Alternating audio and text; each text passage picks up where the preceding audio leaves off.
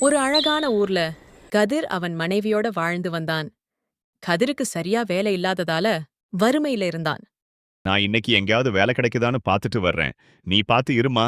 சரிங்க, போயிட்டு வாங்க. கதிருக்கு அன்னைக்கு மூட்டை தூக்கும் வேலை கிடைச்சது. வேலை முடிஞ்சு வர்ற வழியில செல்வத்தை பார்க்கறான். அண்ணே, ஏன் ஒரு மாதிரி இருக்கீங்க? தம்பி, இவ்வளவு நாளா தைக்க துணி வராம கஷ்டப்பட்டேன். இன்னைக்கு தான் ஒரு பெரிய ஆர்டர் வந்திருக்கு. இந்த நேரம்னு பார்த்து என்னோட தையல் மெஷின்ல ஒரு பாகம் உடைஞ்சிருச்சு. அது வாங்க 300 ரூபாய் ஆகும். ஏன் அண்ணே, நீங்க வாங்கலையா? பணம் இல்லையேப்பா. இன்னைக்கு இந்த ஆர்டர் கைவிட்டு போச்சுன்னா திரும்ப கிடைக்காது. அதான் என்ன பண்றதுன்னே தெரியல. அவ்வளவுதானா அண்ணே? என்கிட்ட ஒரு 300 ரூபாய் இருக்கு, தரேன். நீங்க அந்த ஆர்டர் வேணாம்னு சொல்லாதீங்க. அதை தைச்சு கொடுத்தா இன்னும் நிறைய பேர் தைக்க துணி தருவாங்க. வந்த வாய்ப்பை விட்டுறாதீங்க அண்ணே. சரி தம்பி. கதிர் செல்வத்துக்கு அன்னைக்கு கூலி பணத்தை அப்படியே கொடுத்துட்டு வீட்டுக்கு வர்றான். என்னங்க, வேலை கிடைச்சதா? அரிசி எதுவும் வாங்கிட்டு வந்தீங்களா சமைக்கிறதுக்கு? இல்ல மல்லிகா, நான் வாங்கின கூலி பணத்தை ஒருத்தரோட வேலைக்காக கொடுத்துட்டேன். என்னங்க இப்படி சொல்றீங்க? இப்ப சாப்பிட என்ன பண்றதுங்க? மல்லிகா, நமக்கு இது ஒரு நாள் பசி மட்டும்தான். ஆனா அவருக்கு இது ஒரு வாய்ப்பு. இதுக்கு உதவலைன்னா எப்படி? சரிங்க, நாளைக்கு வேலைக்கு போனீங்கன்னா அத வச்சு சமைச்சு சாப்பிட்டுக்கலாம்.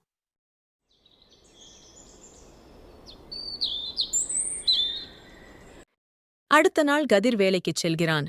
கூலியாக கிடைத்த பணத்தை எடுத்துட்டு வர்றான். இன்னைக்கு இந்த பணத்தை வச்சு வீட்டுக்கு தேவையான அரிசி, பருப்பு எல்லாம் வாங்கிட்டு போகணும். வர்ற வழியில திடீர்னு மழை வருது. அப்ப கதிர் மழைக்கு ஒரு வீட்டு பக்கம் ஒதுங்குறான். அந்த வீட்ல என்னங்க இது? மழை இப்படி வருது. குழந்தைகளை எவ்வளவு நேரம் இப்படி நனைய விடுறது? ஆமா மீனா, இந்த கூரைய சரி பண்ண நம்மனால முடியலையே. இன்னைக்கு ஒரு நாள் இந்த மழையில இருந்தாலே புள்ளைங்களுக்கு ஜுரம் வந்துருமே. இனி மழைக்காலம் ஆச்சே, தினமும் மழையில என்னங்க பண்றது? இதைக் கேட்டுட்டு கதிர் கூப்பிடுறான். அண்ணே, கொஞ்சம் வெளியே வாங்க. சொல்லுங்க கதிர் தம்பி, இந்த மழையில இங்க எப்போ வந்தீங்க? அது இருக்கட்டும் அண்ணே, இந்தாங்க இந்த பணத்தை வச்சுக்கோங்க. நாளைக்கு காலையில முதல் வேலையா கூரையை சரி பண்ணுங்க. இல்லப்பா வேணாம், நீயே கஷ்டப்படுற. என்ன அண்ணே இப்படி சொல்றீங்க? எங்களுக்கு ஒரு நாள் கஷ்டம்தான், ஆனா இங்க குழந்தைங்க எப்பவுமே கஷ்டப்படுது. நீங்க வைங்க, நான் கிளம்புறேன். அப்படின்னு சொல்லிட்டு கதிர் வீட்டுக்கு போறான். என்ன ஆச்சுங்க? ஏன் இவ்வளவு நேரம்? மழை வந்ததால நேரம் ஆகிடுச்சுமா. என்னங்க இன்னைக்கும் எதுவும் வாங்காம வந்திருக்கீங்களே? 2 நாளா பசியில இருக்கோம். நான் கூட வீட்ல இருக்கேன். நீங்க பசியில வேலைக்கும் போறீங்களே? இன்னைக்கு வாங்கின பணம் என்னாச்சு? வர்ற வழியில ராஜா அண்ணா கூரை சரியில்லாத வீட்டுல மழையில குழந்தைகளை வச்சுட்டு கஷ்டப்பட்டுட்டு இருந்தாரு. அதை சரி பண்ண என் கையில இருந்த பணத்தை கொடுத்துட்டு வந்துட்டேன். என்னங்க இது? இப்படி தினமும் யாருக்காவது குடுத்துட்டு வந்தீங்கன்னா நாம எப்படி பட்டினியாவே இருக்கிறது? நமக்கு சோறுதான் இல்ல மல்லிகா, அந்த குழந்தைகளுக்கு தூங்க இடம் கூட இல்ல. என்ன பண்ண சொல்ற? சரிங்க, நாளைக்கு வேலைக்கு போனீங்கன்னா அத வச்சு சமைச்சு சாப்பிட்டுக்கலாம். அடுத்த நாள் காலை கதிர் உதவி செய்த அந்த தையல்காரர் செல்வம் கூடவே ஒரு பெரிய மனிதரும் கதிர் வீட்டுக்கு வருகிறார்.